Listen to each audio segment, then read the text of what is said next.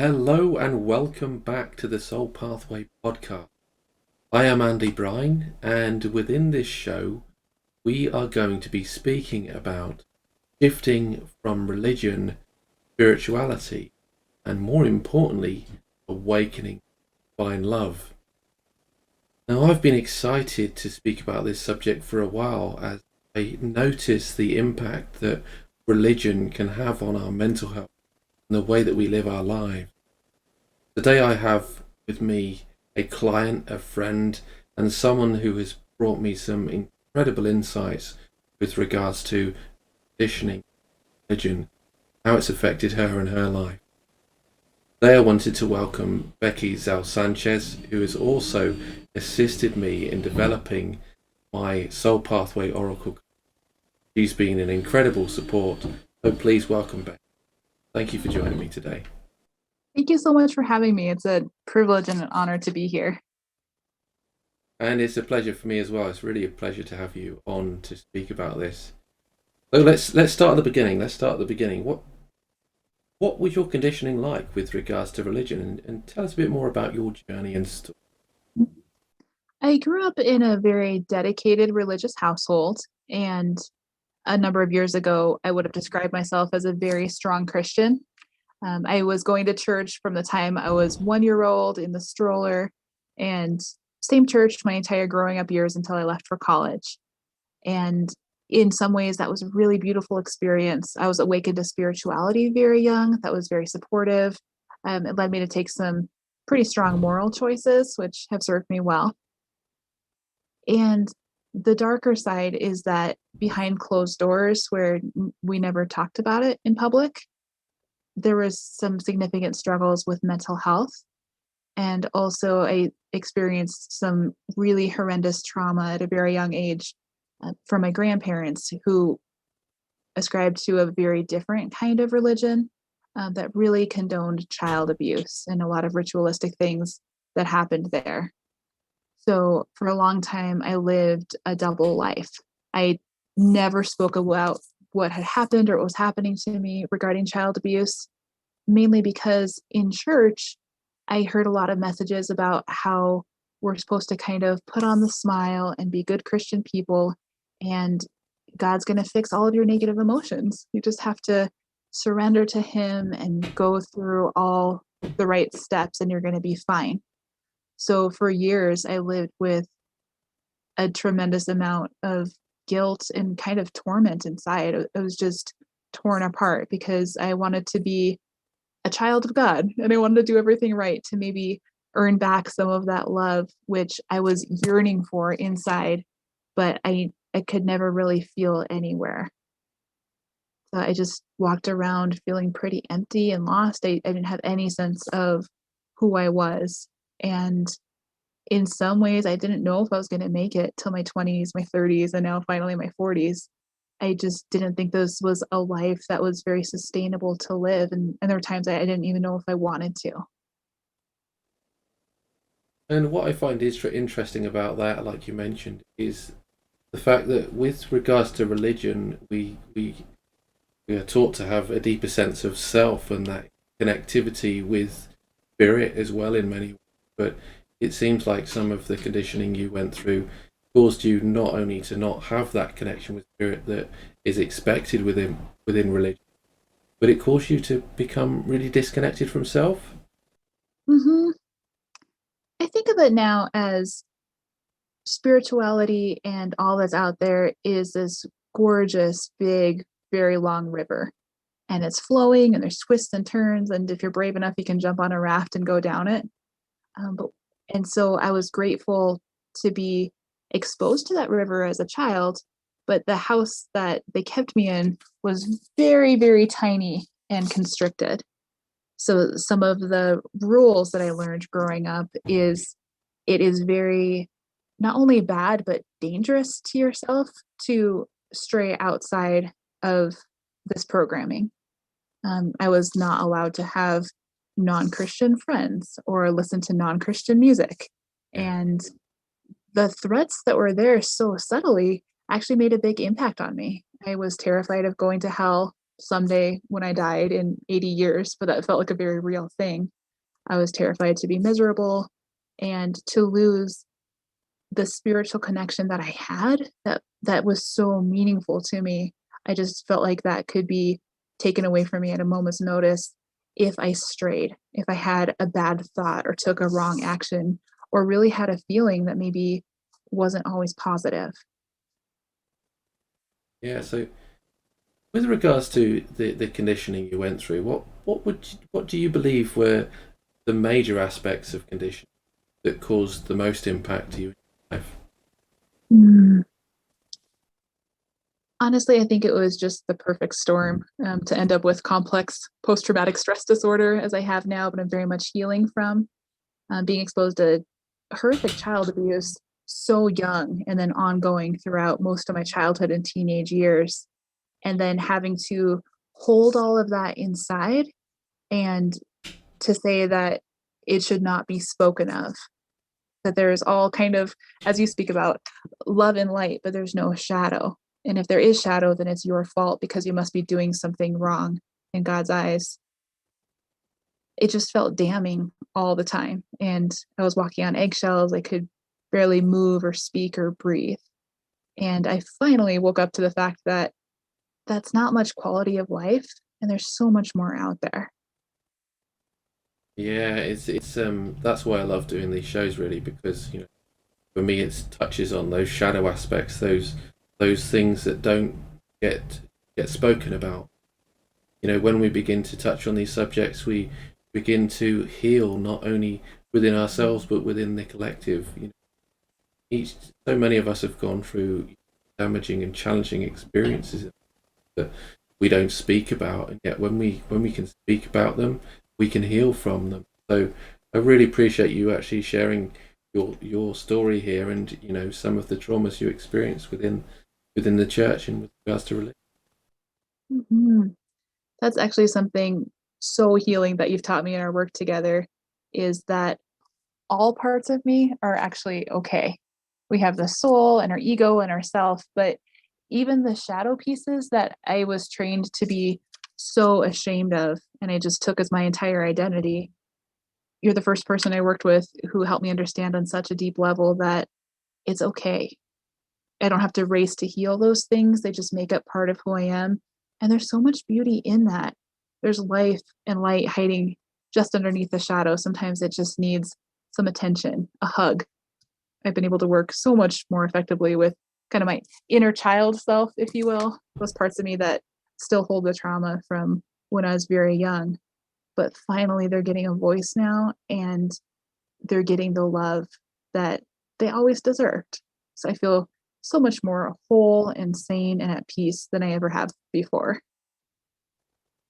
And I'd be interested to know, did you go through quite a numbing period within your religious Mm. conditioning? And how did this numbingness affect you in terms of your mental health? I know you've spoken about post-traumatic stress, but the Mhm. impact in having you really disconnect from self and step away from those aspects of spirit, like we've mentioned, that you really wanted to connect Mhm. with those deeper levels, really. I think numbing is a good word for it, unfortunately. I probably lived in a halfway dissociative state. And so I'm really grateful that I was able to succeed, go to college, go to grad school, become a therapist, and have an amazing marriage and family now. But it was very exhausting because at all times I was sitting on this much trauma and then having about this much life energy left to function with. So I pushed myself really hard to get through, all the while just trying to push back, push back all these symptoms that I was having, flashes of memory that I didn't even realize what had happened to me. I knew some things, but just from sitting with it over the last years and especially months has opened up the floodgates and just I realized that Christianity kind of acted like a tourniquet for me.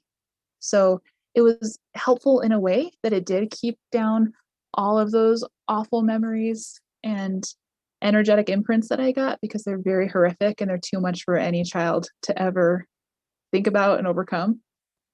So it kept it under wraps, shut off until I was ready.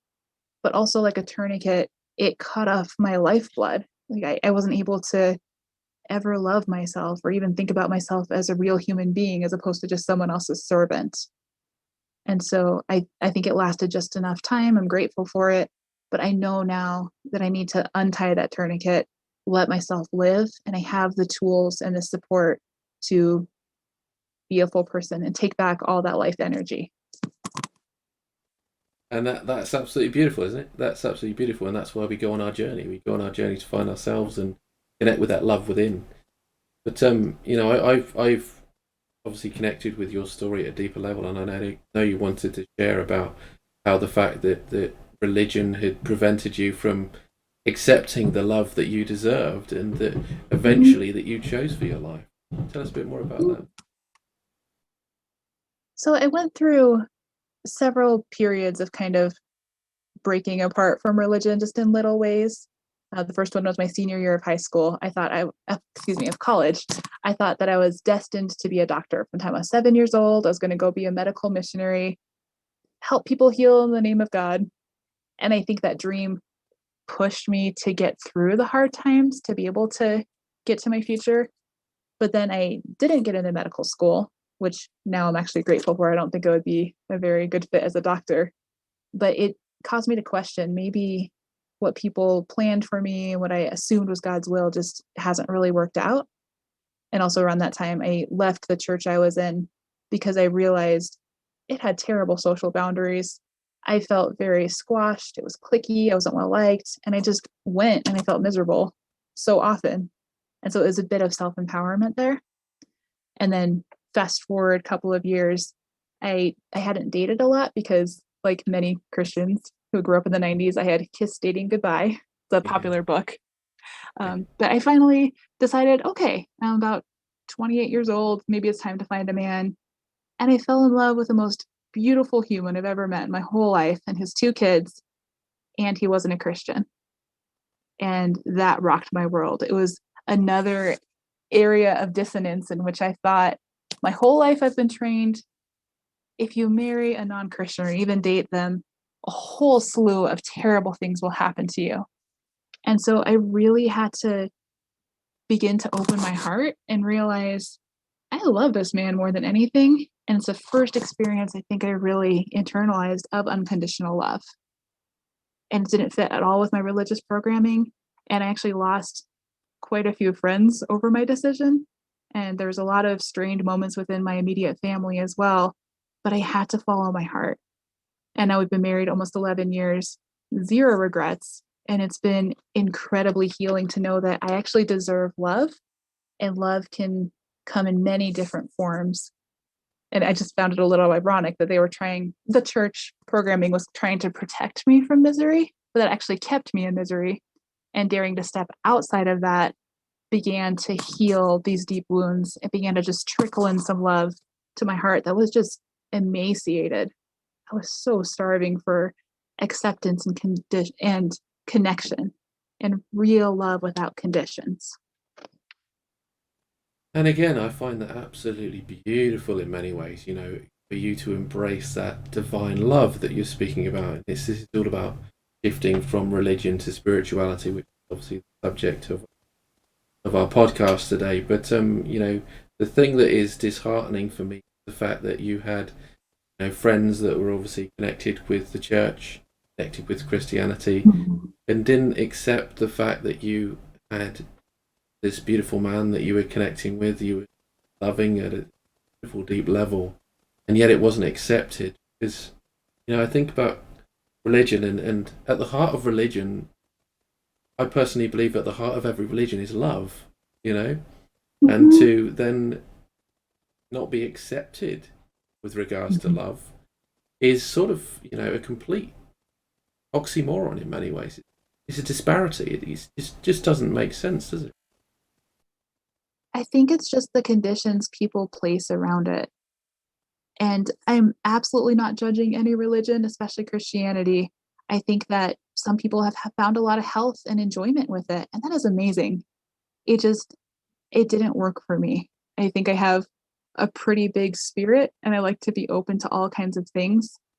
And the most beautiful thing that I've learned, especially recently since working with you, Andy, is starting to listen into my soul and really check into situations like, how does my body feel right now? Am I enjoying this version of myself that's being created by the situation I'm putting myself in, by these people I'm around? So finally, just a few years ago, I actually found a very healthy church. I'm grateful for it. It had a lot of psychology, not many conditions.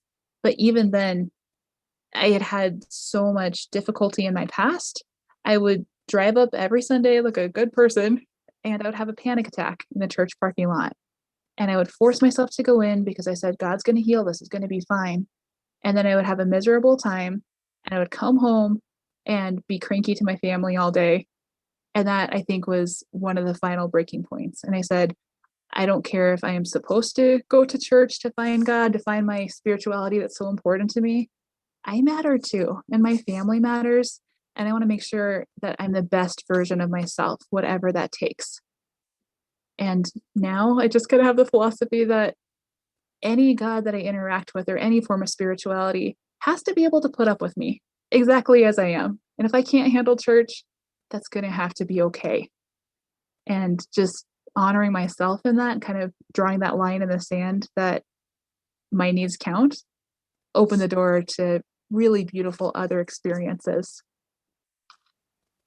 Definitely, and I love that. And accepting Becky, a beautiful thing. But yeah, we always have to love and accept ourselves, don't we? Again, that's a big part of our journey. But it's interesting you mentioned about going into the church or going up to the church in your car, and felt that abreaction in many ways that Mhm. we call in therapy. I think those physical abreactions we have are a sign in many ways from us that things just aren't right and we have to really Right. look at what's going on within us and think, is this really serving me? And the universe was saying, maybe there's something more out there. Absolutely. I completely agree with that. And then, kind of the opposite side of the same coin is I think our bodies hold a lot of wisdom. And when I'm out in nature or doing some different kinds of spiritual work or just really being a therapist too, my body feels amazing inside. I get this expansiveness in my chest, a wash of peace comes over me. Maybe not every single moment, but most of the time. And I think of it as trying to follow the breadcrumbs as to like, what does my life really need to look like? And how do I know that I have worth inside and keep following that, and keep exposing myself to experiences that will bring that out so that eventually I can really walk in purpose as well, being my best self, not trying to fit myself into something that is way too small for just who I am. Definitely, definitely.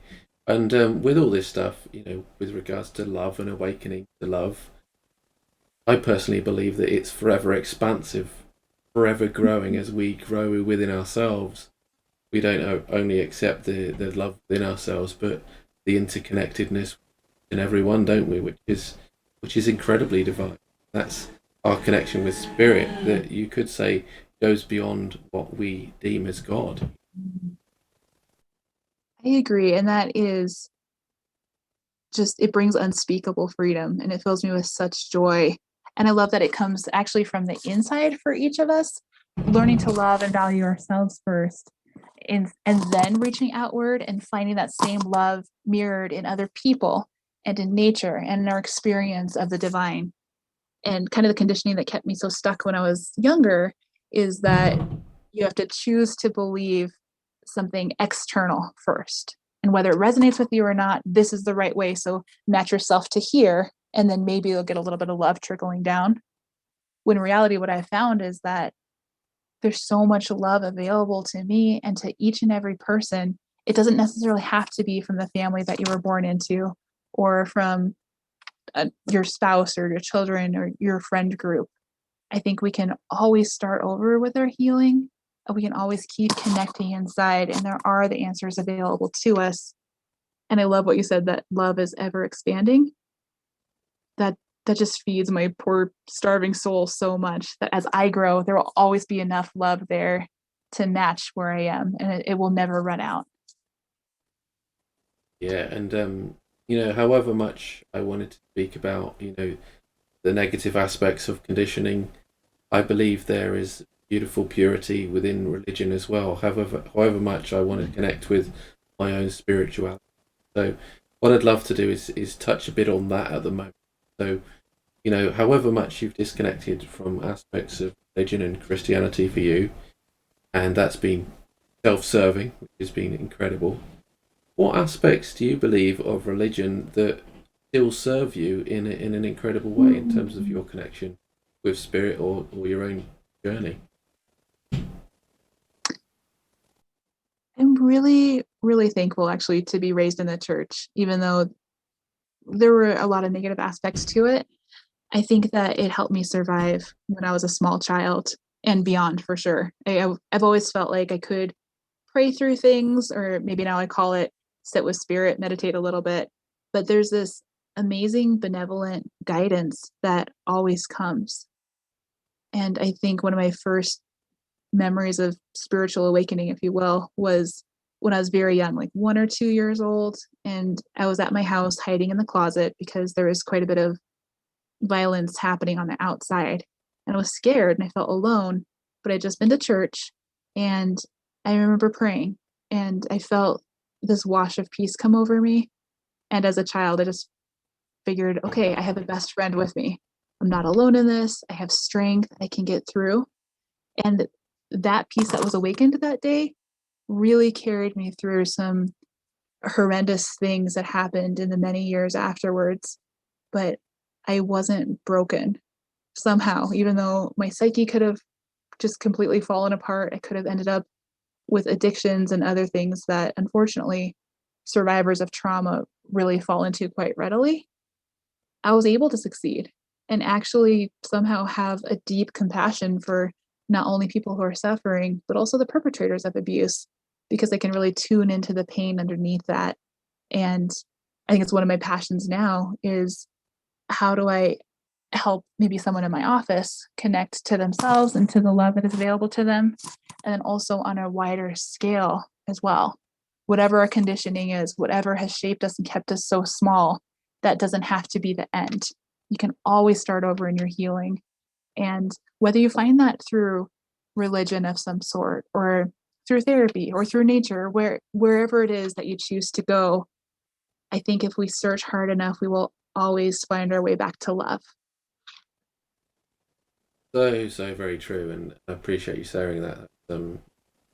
Inspirational message. A lot of wisdom within that. I think, again, with the work that I do and connecting with things with regards to spirituality, one thing that I always say to people is to question everything. Question everything in your reality, but the one thing you shouldn't question is self.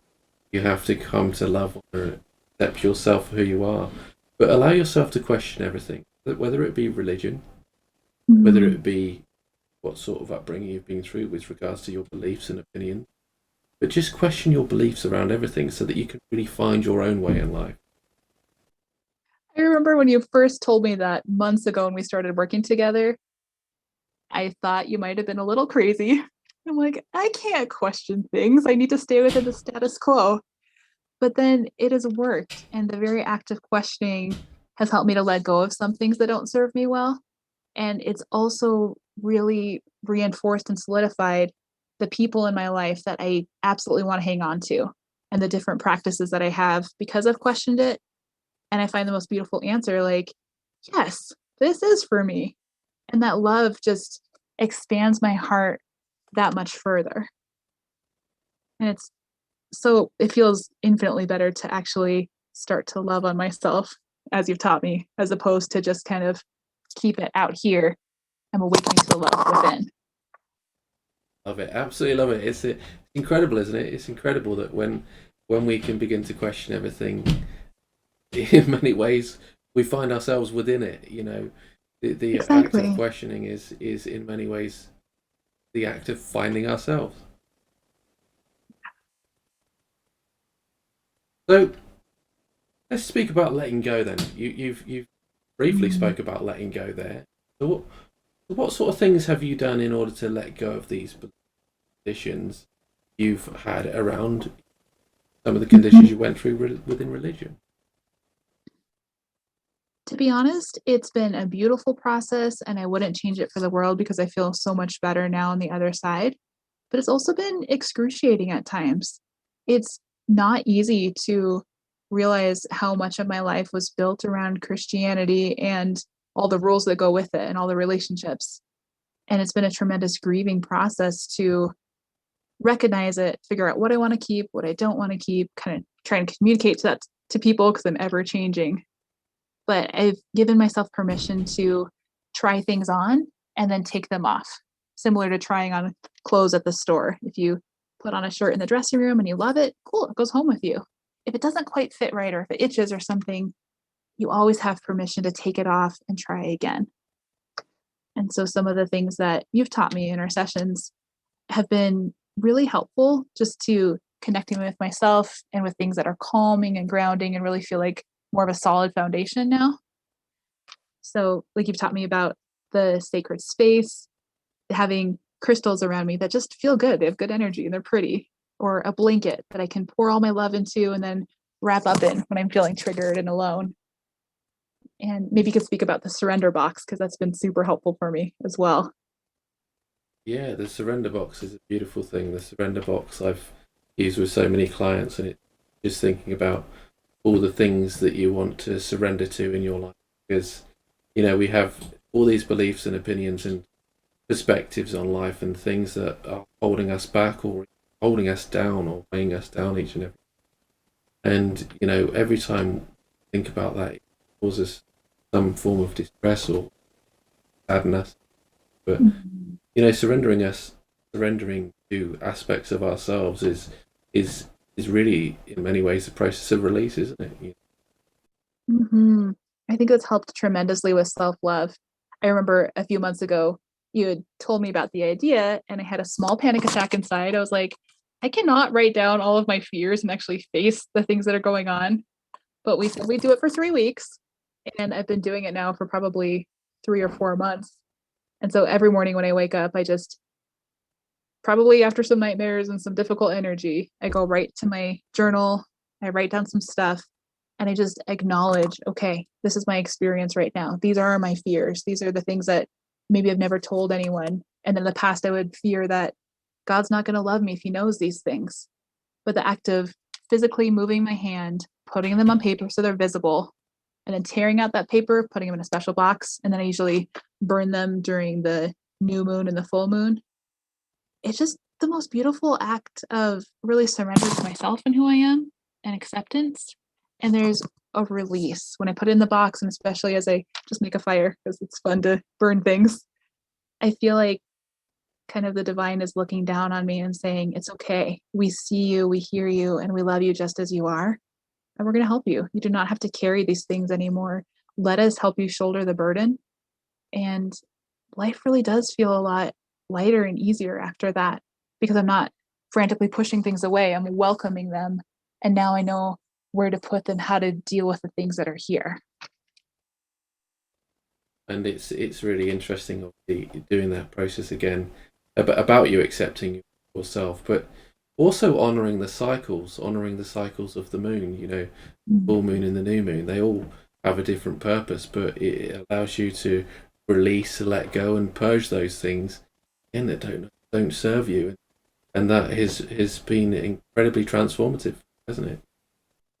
It absolutely has, and it is a night and day difference that I'm in control of what I choose to do with those things, as opposed to what I grew up with religion was very removed. Like I can try my best, but then God may or may not take away my pain and choose to intervene in a helpful way. That was almost maddening in its own right because I didn't feel like I was in charge of my own healing. And now I feel like there's things I can do to comfort myself and self-soothe, self-regulate. And that's pretty amazing. It's made a huge difference. What I'd love to, we're coming towards the end of the podcast here, but we've got a few more questions to go at least. I wanted to ask you a few questions about words of wisdom you can pass on to those people who may have gone through, deep religious conditioning, and who are looking to step away from it. What sort of advice would you share with these?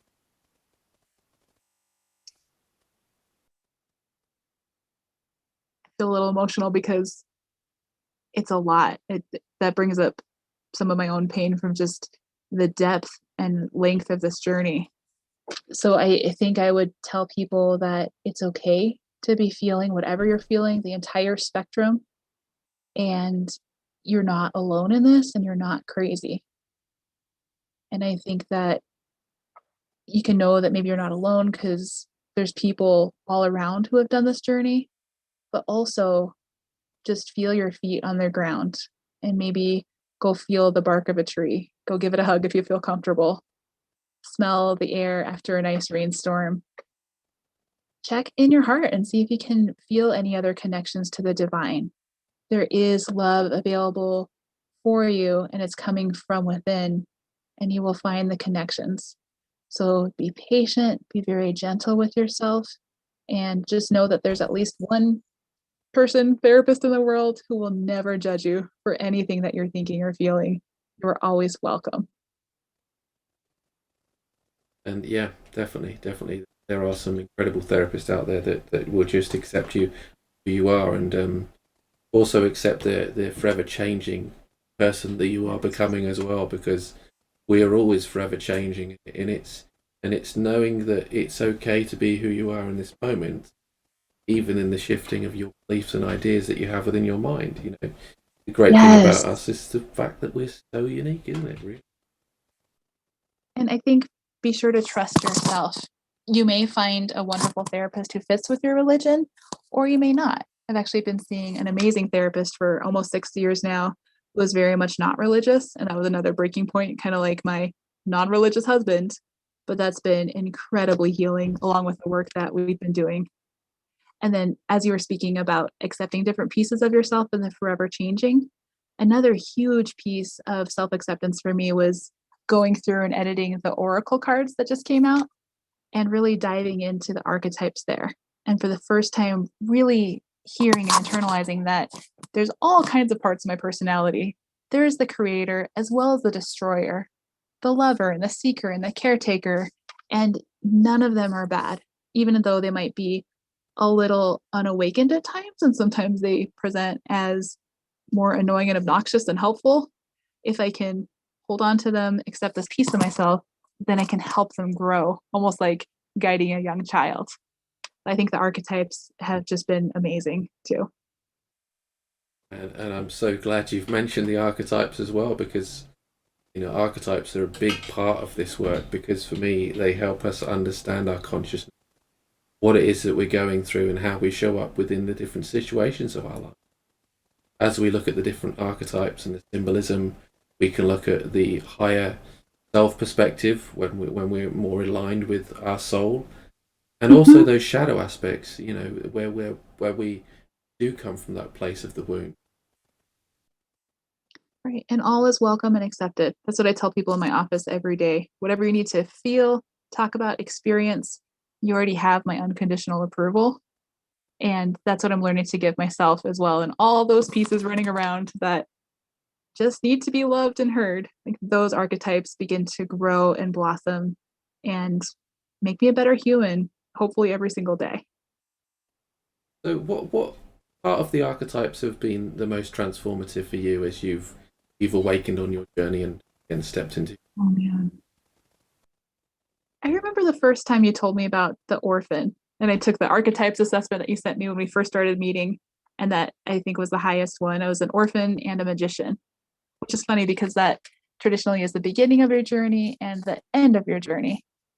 But it made me feel so seen and accepted that I had quite a debt of love, if you will. There was just this huge pool waiting to be filled.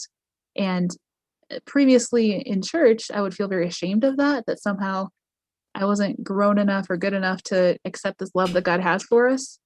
But hearing that it's okay to be an orphan is just part of the human experience helped me to grow through that and really notice that I could accept love from other people. And then being a magician as well, I think of that as I have quite a long trauma history and still some pain left to heal, but it's just fuel for the fire now in transmuting and transforming those things. It's turned into great strength and wisdom and compassion. And I found that the more I can actually work on myself and do the hard work of healing, growing, I can hold a wider space for my clients and for people in my life. And I always want to be the safe kind of person that people can come and be real about their shadow, their conditioning, the pieces that don't really fit well into society. So maybe they can't tell anyone else. But I think that's how we transform ourselves and each other, and probably eventually the world, is by holding space for everything. Because just like you said, if we can talk about it, it doesn't rule us anymore. We have the choice to grow up and step into love, and it just becomes the new fabric of who we are. We don't have to be trauma survivors. We can be people that have overcome and have immense amount of compassion. Yeah, and I love that you've connected so deeply with the magician there, because the magician is about being that alchemical individual which notices the power within to transmute and change anything within your life, and especially with connecting with the orphan there, because the orphan is the one that connects with the neglect and the abuse that is within, and obviously you've spoken about your story here. But what happens with the orphan is they can feel very victimized, obviously, by certain experiences within their life. They can feel very much, overcome by these emotions. That for you to connect with that magician within, you've allowed that alchemical process for you to notice that power within yourself to create the change in your life. Beautiful. Mm-hmm. It just feels better, to be honest. I really just did my own process of following the breadcrumbs. There's a favorite yoga teacher that I follow online, and she always says, find what feels good. Your yoga pose may not look the same as me, but do what feels good in your body and stop when it doesn't feel good anymore. And that's kind of how I'm starting to live my life. And by doing that, it's been immensely transformative. And it gives me so much hope, not just for me, but for all of us who have been through some sort of hard things. I think it's pretty universal in our spiritual bodies, with this connection to each other and the divine and nature. We can transmute any amount of loss or trauma. It doesn't matter. None of us are beyond reach or beyond hope. Yeah, and I appreciate you sharing that as well, because so many people are stuck in their pain and their trauma, and they don't believe they can ever change it. They don't believe they can ever heal, which is again, heartbreaking. Because you look at these people that have gone through these traumas and they're incredibly traumatic, and they sit there within their own pain. And with regards to this spiritual journey, I can guide you. I can, support you in your healing, which I've done in many ways. But in like they say within the Matrix, I can only show you the door. You have to be the one to walk through it, don't you? Really? I think we have to hold a tremendous amount of space and patience for people. I mean, that was me for a long time. I didn't know if I could ever heal at least a little bit. And I've already healed a lot more than I ever thought possible. But I've had amazing people meet me at my level and just walk with me on my journey, no matter how slow or long it went. And I think that's the key. We can't ever force people or say you're wrong for feeling these things. Just find a bit of acceptance. If you can't find it in yourself, find it in another person that resonates with you, and just take it 1 minute at a time. Sometimes I find that this present moment is exactly what I need. Even if it's hard, it's showing me something. I will get through this moment. It will change to the next moment. And there's just outpouring of love through all of it. And again, with regards to the spiritual journey, in many ways, you say take one step at a time, and yes, you do, because every step will move you forward. But also the reality of all of this, because we can all have those doubts about ourselves, and we're going through at certain times where we can actually have two step backs when we've taken one step forward. And again, that's completely okay. You don't need to worry about the fact that you've moved back or gone through some challenges and setbacks, because it's all a stage and phase of your journey that's helping you move forward, really, isn't it? I love that. I remember when you've told me that before. It's such a comforting message, especially considering what I absorbed from religion was that you should be at a certain place or another, and something's wrong with you if you're taking those 2 steps back. But when I've been in that place of a lot of progression and then some backlash hits, and I feel like I'm all kinds of a wreck inside again, just sitting with it and knowing it's part of my journey, it's okay. It helps it pass much sooner than it did before. And just to be able to approach any piece of my journey, whether it's messy or beautiful, whatever it looks like at the moment, it's still okay. And I will still hold it in love and purposely find people in my life to also hold it in love with me. That's a way to live. And that's what makes me so excited for the future instead of just kind of surviving and trudging through life.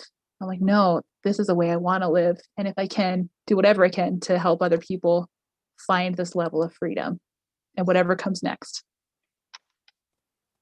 And it's noticing the potential with the journey on ourselves and being the forever optimist, whilst also noticing that we will also have those pitfalls on our journey from time to time.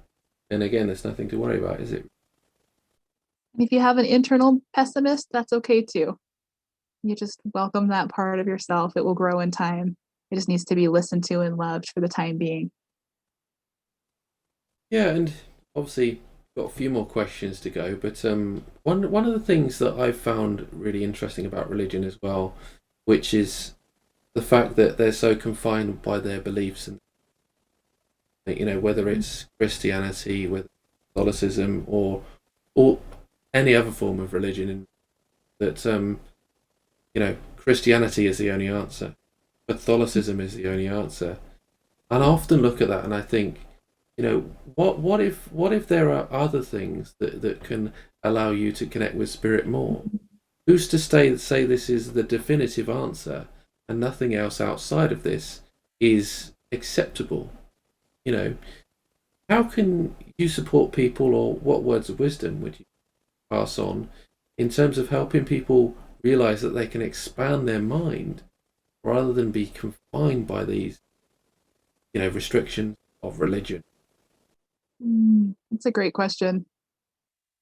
Again, I think everyone's path is individual, but what's worked well for me is just taking it really slowly, because there's a lot of backlash that came for me internally about trying out things that I had heard my whole life were evil and dangerous and damaging.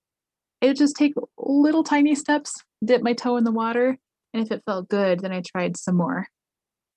Like I really just like to have different minerals and rocks and crystals with me because they feel good under my fingers, and sometimes it gives me a sense of peace.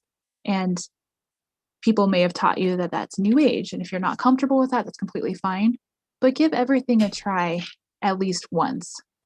Like I actually had a tarot card reading earlier this week, and it was amazing. It was so empowering and healing for me, and I felt very seen. And that's something I never would have done 20, 30 years ago. I think I would have given you a whole lecture about how it's against God. But what's interesting is that these very things that I was taught to avoid 100% enhance my relationship with who I know now as God. And they just connect me so much more spiritually. So I think maybe think for yourself and question everything. As a side note, that's also how I became to love the Harry Potter series, because I was taught in church that it's very bad, and I just wanted to find out for myself. So I girded myself up and be very cautious, and I'm going to stop reading if I hate it. And I loved it. It's the most beautiful thing, in my opinion. And so you'll know what's right or wrong for you. And if it doesn't feel good, stop. But if it feels good and gives you freedom, keep pursuing it. And you may not know the outcome, but you can follow each breadcrumb as it presents itself, and you'll be okay. Yeah, and another thing with that in mind, Catholicism can look upon, aspects of spirituality quite a negative light at some, whether it be tarot, whether it be shamanism, or other aspects of spirituality. And what I love with what you said is the full acceptance of things. Don't allow yourself to be so rigid in your thinking and your thoughts. Allow yourself to experience what you feel is right. And if you have any questions about some of these subjects, just approach these people with an open heart and an open mind, and then you see incredible change, don't you? I agree. You can always have an open-hearted, open-minded conversation. And I know for me, one of the big barriers to exploring new things was fear, because that's what I had been taught, just to keep me nice and small in my cage. But I think we can actually trust ourselves, especially the more we tune in, begin to love and listen to our hearts and our souls and who we really are. Being in the present moment actually affords you a lot of protection as well. So just know that if something doesn't suit you well, you can always take that off. You can always end a conversation, not pursue that mode of healing. And it's completely okay to be self-empowered that way.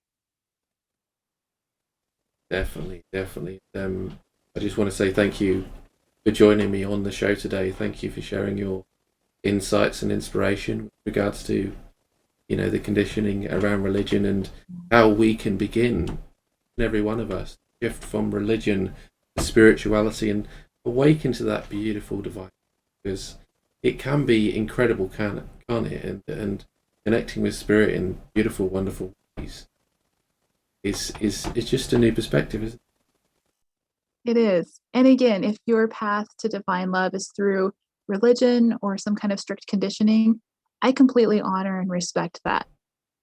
And just know that we all have individual paths, and whatever suits your soul well, that is the one for you.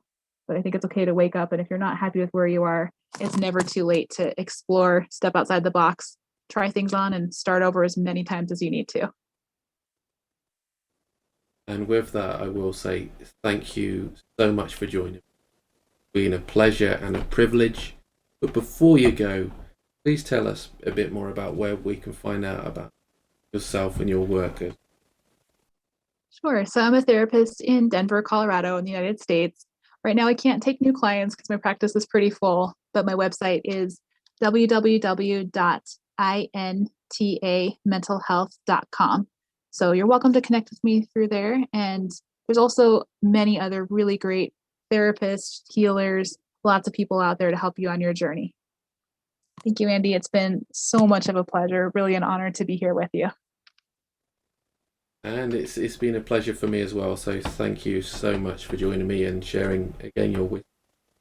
Thank you all for tuning in as well. If you want to find out more about Becky as well, there will be links to her website below on YouTube. And with that, I will say take care and much love. And I look forward to connecting with you in the next podcast very soon. Bye for now.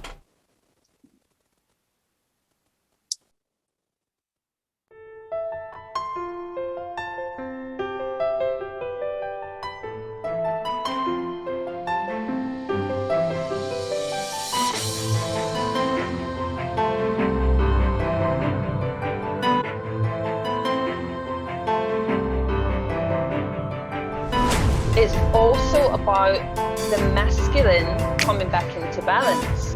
I had reconciled my mind and my soul.